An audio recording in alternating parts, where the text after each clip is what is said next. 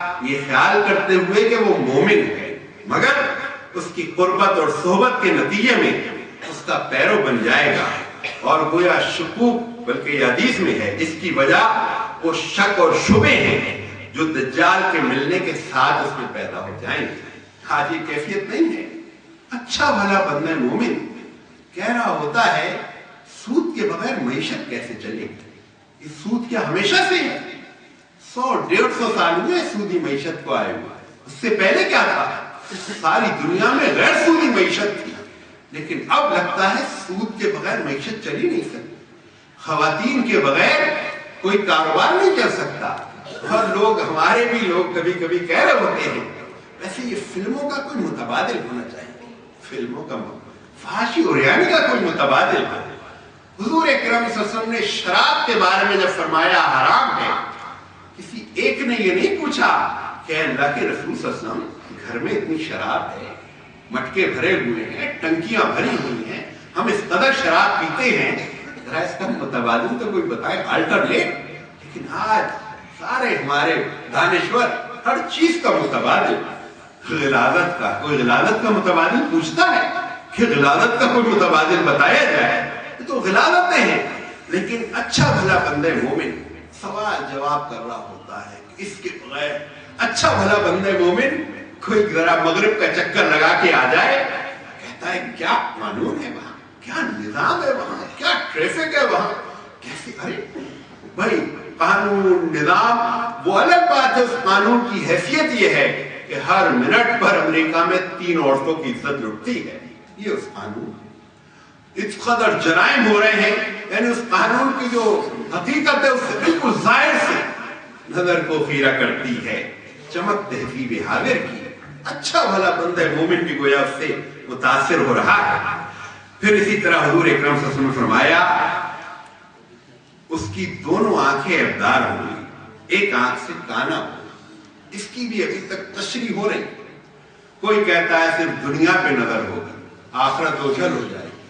کوئی بعض لوگوں نے وہ ڈالر اور $1 کا نوٹ جو امریکہ کی وہ نشانی ہے اس کو لوگ دکھاتے ہیں، اور اس میں ہے تو ویسے یہ کہ اس کے ایک طرف تو ایک آنکھ بنی ہوئی ہے اور دوسری طرف انگور کے گچھوں کی طرح کی ایک چیز ہے، اور حدیث میں یہی ہے کہ ایک آنکھ اس کی ابھری ہوئی ہوگی اور انگور کے گچھے کی طرح ہوگی، اور دوسری آنکھ گویا روشن ہوگی۔ تو ایک آنکھ سے یوں کانا اور دوسری آنکھ، تو یہ ابھی تشریح ہو رہی ہے، لیکن فی الواقع کیا ہوگا؟ جس طرح باقی احادیث کو آ کے وقت نے کھول کے بتا دیا یہ ہے حدیث، اسی طرح اس معاملے میں بھی آنے والا وقت بتائے گا۔ پھر حضور اکرم صلی اللہ علیہ وسلم نے فرمایا کہ ایسی سواری پر سفر ہوگا جس کے دونوں کان، اب تو میری زبان سے نکل گیا، اس وقت تو حضور اکرم صلی اللہ علیہ وسلم نے صرف یہ فرمایا دونوں کان 40 اور 30 ہاتھ لمبے ہوں گے، اور تم اس کو ہوا میں اس طرح اڑتے دیکھو گے جس طرح تم بادل کو اڑتے ہوئے دیکھتے ہو، زمین کے فاصلے سمٹ جائیں گے۔ اور ایک حدیث میں یہ بھی ہے کہ اس کی پیٹھ پہ نہیں، اس لیے کہ حضور اکرم صلی اللہ علیہ وسلم کے زمانے میں اونٹ کی پیٹھ پہ سفر ہوتا تھا، گھوڑے کی پیٹھ پہ سفر ہوتا تھا، خچر کی پیٹھ پہ سفر ہوتا تھا، لیکن حضور اکرم صلی اللہ علیہ وسلم نے فرمایا اس کی پیٹھ پہ نہیں، اس کے پیٹ میں سفر ہوا کرے گا، گویا اس کے اندر پیٹ میں گھس کر۔ اب یہ وہ بات ہے جو آج بچوں کو بھی بتا دی جائے، کس سواری کا تذکرہ ہے؟ 30 اور 40 ہاتھ لمبے کان، آج ہم اس کو پر کہتے ہیں، کیا ہے؟ ہوا میں جو اس طرح اڑتی ہے سواری، اس طرح بادل، بچہ بھی سمجھ جائے گا کس سواری کا تذکرہ ہے، لیکن حضور اکرم صلی اللہ علیہ وسلم نے گویا اس کا تذکرہ کیا۔ اور پھر یہ بھی فرمایا ایسی آواز میں بات ہوگی جس سے مشرق اور مغرب میں بیک وقت سنا جائے گا، کوئی تصور کر سکتا تھا؟ لیکن آج ہم کہتے ہیں میں نے وائس آف امریکہ سنی ہے، کہاں سے نشر ہوئی؟ واشنگٹن سے، ہزاروں میل دور۔ BBC کہاں سے نشر ہوا؟ ہزاروں میل دور سے۔ اور آج تو سننے کا مسئلہ نہیں ہے، آج تو ہم دیکھ رہے ہیں کہ ادھر وہ ٹوئن ٹاور جب گر رہے تھے، ٹی وی پہ لوگ دیکھ رہے تھے کہ وہ جہاز آیا اور یوں اس ایک ٹاور سے ٹکرایا۔ یہ سب چیز حضور اکرم صلی اللہ علیہ وسلم نے فرمایا ایسی آواز میں بات ہوگی جو مشرق اور مغرب میں بیک وقت سنی جائے گی۔ اسی طرح خدائی کا دعویٰ ہوگا۔ अभी जो ऐलान हुआ था ना, हम इनफाइनाइट जस्टिस देंगे। इनफाइनाइट जस्टिस क्या चीज है? आखिरत, मालिक यौमिद्दीन, जो अल्लाह ताला ने कहा है कि रोज़े जज़ा मैं बर्पा करूंगा। लेकिन वह ऐलान किया अमरीकी सदर ने कि हम जो है वो इनफाइनाइट जस्टिस, फिर एतराज हुआ तो अल्फाज वापस लिए।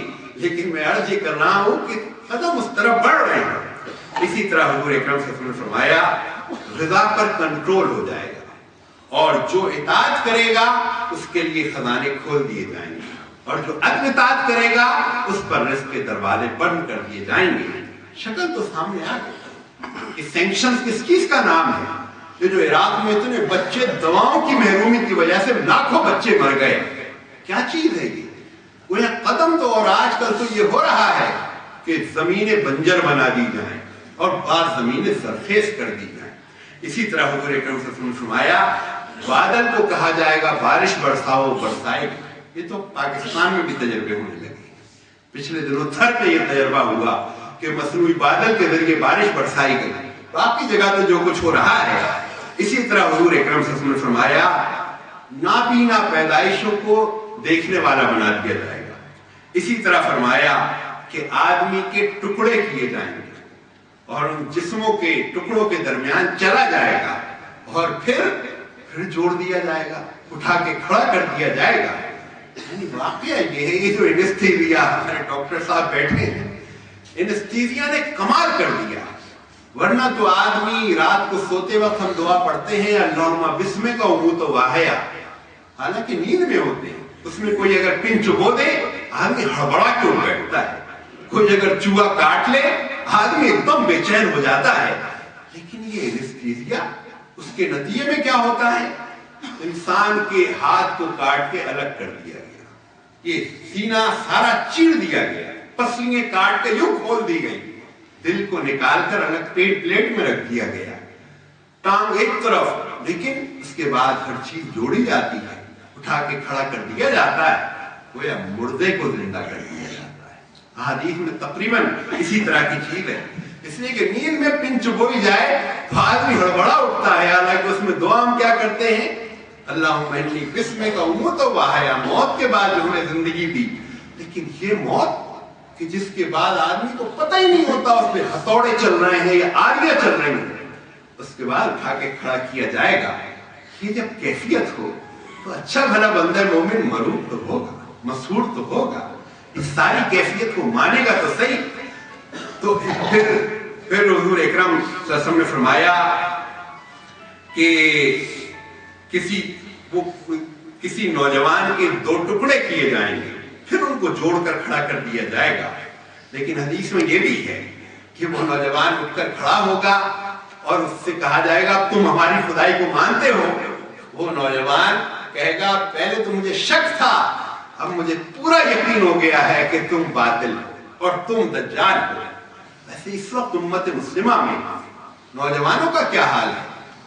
70% वो लोग हैं जो 40 साल से कम उम्र है, 60% वो लोग हैं जो 25 साल से कम उम्र है। उम्मत मुस्लिमा ही तो नौजवानों का नाम है। अभी एक साहब हज करके आए और आकर उन्होंने कहा यार बड़ी अजीब बात है, मक्का में, मदीना में, अरफात में हर जगह मुझे नौजवान नजर आए और फिर सारा इंतजाम करने वाले नौजवान ही नौजवान, एयरपोर्ट से लेकर और वो सारे शुरते जो नजर आए सब नौजवान। ये नौजवान कहां से इतने आ गए? मैंने कहा उम्मत के पास है ये सबसे बड़ा सरमाया, नौजवान ही तो है। 60-70% जिस पर आज अमेरिका, बरतानिया ये सब परेशान है, तो नौजवानी के तो टुकड़े हो गए। वही तो समझेगा आज जो सारा जिहाद हो रहा है कौन कर रहा है? सब नौजवान, जिसकी वजह से ये सारी दुनिया गोया परेशान है। बस इस पहलू से फिर हुजूर अकरम सल्लल्लाहु अलैहि वसल्लम ने फरमाया कि दज्जाली फितने के से जो महफूज रहना चाहे उसको चाहिए कि सूरह कहफ की इब्तिदाई आयत, किसी हदीस में आखिरी आयत, किसी हदीस में है सूरह कहफ की हर जुमे को गोया तिलावत करे तो वो इस फितने से महफूज रहेगा। सूरह कहफ में क्या है?